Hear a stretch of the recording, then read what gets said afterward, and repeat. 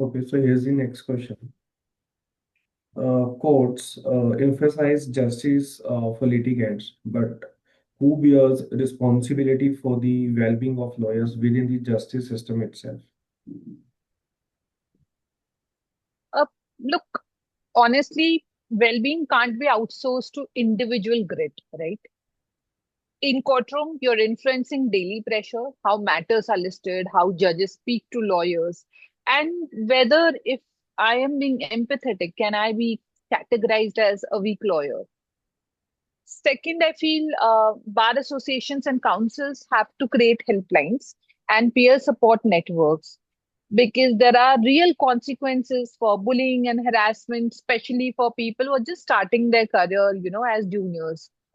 And when I talk about corporate India or law firms, they can set norms on or after hours emails, meeting overload, or any sort of mental health policies that you have at your workplace. And that can actually get used, not just printed in your handbook. So, there are incidents where a junior has collapsed after a harsh rebuke, or employees have taken mental health dispute to tribunals. They have shown that the system cannot pretend this is personal anymore. So instructions that ignore it are already facing performance issues, or there is an attrition rate when I look at the corporate world. If you're not taking care of your employees and their well-being, and of course there are reputational fallout because at the end of the day it is your brand, and if you're not able to retain the talent, it is going to affect your reputation also in the market. It is still a profession of the word of mouth. Okay. So how can law chambers and senior advocates create environment where mental health conversations are not seen as weakness? Look, the culture shift can only happen when leaders change how they show up. So let's say when you meet a senior advocate or a general counsel in a team meeting, and they say something like, "This quarter has been heavy, so if anyone is overwhelmed, please speak up. We'll figure it out." It immediately lowers your temperature in the room. So in both the courts and the corporate setting, some simple moves help. For example, that you cannot shout. So no shouting has to be a management standard. It is not nice to have. It is a must have. There have to be regular short check-ins. Work Workload wise, is anyone drowning? You have to check with your teams. There have to be genuine access to counseling or in any sort of wellness service, which is clearly communicated and destigmatized. We cannot really judge people if somebody comes and tells me that, irrespective of the gender, that he or she is not keeping well or not feeling well or does not want to, is not able to concentrate on work for whatever reason. And when people see colleagues taking mental health days without career punishment, the message is clear that your well-being matters as much as your billable hours or any sort of winning rate that you have in the court for your clients, or even your negotiation rates. Okay. What role does financial uncertainty in the early years of practice play a lawyer's stress and self-worth? Look, whether we start as in litigation as a junior associate or in house counsel, the early money story often hurts. I mean, junior in courts are underpaid in most scenarios, and juniors in firms all, they may have a good CTC as compared to the litigations one, but note that they do not have a time to live or save or enjoy that money. So, for example, after COVID, we're seeing that in work from home scenario, that can look like you still have to take a call or far beyond your office hours, or at least when you are at home, it means that your time no longer counts. So when effort and income feel totally misaligned, it is easy to internalize the message that maybe I'm not good enough, or instead of, there is a structural flaw within the system. You start questioning yourself. So the financial anxiety also hits you, and then there is a unhealthy team, there are unhealthy bosses, because you feel that walking away is too risky. There are responsibilities. So exploitation survives in the longer term, and it is dressed up mostly as you have to pay up your dues, and this is how you learn. So you learn before you earn, and shamelessly we are driving that motto for many, many years. Is there a silent stigma around seeking therapy or mental health support within the legal fraternity? Yes, there is, but I feel the stigma is softer than how it was 10 years ago, but it is still there. So people might say the right things on social media like LinkedIn or Instagram, but in many chambers, many corporations, the subtext is that if you need therapy, then maybe you're not fit enough or cut out for this level. So this fear keeps a lot of lawyers from seeking help, and especially when things go really, really bad, they are apprehensive, they don't feel comfortable. You also hear it in jokes, for example, after a clash with a judge, or when a judge has been rude to you, and you are told that you will have to shrink a little, and then there is a nervous laughter.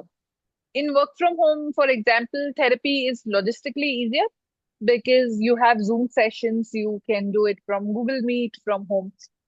But people worry about colleagues seeing blocked slots on calendars, hearing them at home. So they feel, and there are companies who are constantly monitoring even your screen when you are working from home. So the change will come only when senior people openly say that, look, yes, I also see a therapist and it helps me to do my job better. And organizations back that up with confidentiality and support. That's when people will feel more comfortable. They'll approach more, support therapists, more, medical counselors, people like those who are actually certified to help you in this regard. The next question is, how can lawyers learn to emotionally detach from cases without becoming indifferent or clinical? Okay, I feel, and a lot of people might not agree with me, but I feel that it's very important for anybody to be empathetic when you are dealing with, especially with litigation in any matters. I've seen people getting completely disconnected. They become very rude with their clients. I've seen lawyers even yelling at their clients in the courtroom, which is absolutely shameful. So the goal is not about stop caring about your clients or cases or deals. It's about stop letting every outcome decide how you feel about yourself as a human being, whether you are in litigation or you are in the corporate world. A few habits that have helped me is, one, there has to be a closing ritual. For example, you can write a brief note to yourself what has gone, what you have done today, what you have completed, and what can wait. So that consciously you are shutting the laptop, and you are, when you're walking out of your office, so you're not feeling guilty that, okay, no, everything has to be, because there will always be work. So let's pause and let's say that, okay, this is my pending work. This can be done tomorrow or day after tomorrow, and this needs urgently to be completed today. That's how you will have to bifurcate. And second is talking it out. You have your mentors, you have your peers or therapists, even. Uh, I've seen seniors who are using LinkedIn platforms, who are, extending these support systems to people completely random, to process heavy days instead of carrying everything alone. Because when you have a life outside of your advocate or legal counsel title, uh, friends who do not only talk shop or hobbies that have nothing to do with law, sit with them. Because movement, that is, you know is not just walking between your meetings. Movement also is about, you have an emotional shock absorber, and you also can, care deeply about the work without letting it swallow your identity. I feel. Oh, and in your view, what small daily practices can realistically fit into a lawyer's schedule to protect mental well-being without sounding idealistic? For most lawyers, anything that sounds like a 5 a.m. miracle routine will die on day two. I have tried that and it just doesn't work for me. What really works are tiny, realistic practices. So let's start with taking micro breaks. Take a 3 to 5 minute break between your calls or any sort of matter to just stand and stretch and breathe or walk. You don't have to carry your phone or you don't have to have a screen in front of you all the time. Second, always choose one meal a day that you try not to skip, no matter how busy it gets. That one meal has to be taken at the same time, and you have to take it guilt-free without, you know, skipping it, no matter how urgent something has come. And when you're working in a work from home environment or something remotely, a short window at night, let's say a 20-30 minutes, where the laptop is shut and you're not doom scrolling or checking your emails to not feel guilty, that helps. So there has to be layer on simple self check. So on a scale of 1 to 10, how stressed am I today is something that where I will start. If you're hitting 7 or 8 every day for a week, then you have a cue that you need to adjust something and you need to seek help. And it's not a sign that if I'm constantly busy, if I've skipped meals, that I'm working harder. No, you're not. You just need help. You are not supposed to grind harder. You're supposed to balance it out. That's how you will become successful. Do you think bar associations and legal institutions are doing enough to address lawyer burnout, or is this the conversation will largely symbolic? Uh, Honestly, I feel there are more conversations now, whether it is panels or there are policies which are being tabled. There are mental health days which are across courts, firms, and corporates. I'm not talking in India specific. But for many people on the ground, not much has changed in how the day actually feels for them. There are still long hours that they are continuing with. They still have packed dockets. They still have urgent emails at midnight, and they have there is a very little accountability for toxic behavior at workplace. So I feel some progressive organizations are definitely trying to manage that workload monitoring. They have the hybrid policies, they have a right to disconnect conversation, and they have active collaboration, which is between your HR team and an in-house team on well-being. But until this becomes the norm, not the exception, I feel most lawyers will experience mental health awareness as a poster on the wall, not a lived reality. Okay. My last question to you is if you could change one unspoken rule of legal practice to improve lawyers' well-being, what would it be and why?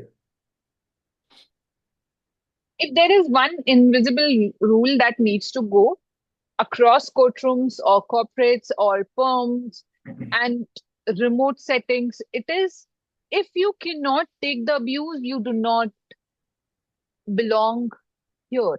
Okay.